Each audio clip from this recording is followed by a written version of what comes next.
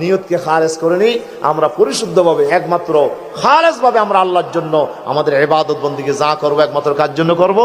আল্লাহর জন্য। যদি আমরা সেভাবে করতে পারি তাহলে আমাদের আজকের আলোচনা সার্থক হবে। আজকের কোরআনের যে মেসেজ আল্লাহ তাআলা দিচ্ছেন, এই সর্বশেষ সূরা কাহাফের 110 নম্বর আয়াতে আল্লাহ তাআলা আমাদের জন্য যে মেসেজ পাঠাচ্ছেন সেটি হচ্ছে একমাত্র আপনার ইবাদত করতে হবে কার? গোলামি করতে হবে কার? জীবনের কোন ক্ষেত্রে আল্লাহ ছাড়া কারো গোলামি করা যাবে না। সব জায়গায় গোলামি করব আল্লাহর, সব জায়গায় আমরা খুশি রাখবো। আমরা আমাদের নিয়ত থাকবে একমাত্র কাকে খুশি করা? দুনিয়ার অন্য কোনো মানুষকে খুশি করার নিয়ত যদি থাকে তাহলে সেটা হবে শিরকে আসগর, সেটা হবে ছোট শিরিক। আর এই শিরিক করলে আল্লাহ কাছে কোনো পুরস্কার পাওয়া যাবে না। আসুন আমরা আমাদের ইবাদতকে খালেস করে নিই। আল্লাহ তাআলা আমাদেরকে তৌফিক দান করে জোরে বলি আমিন।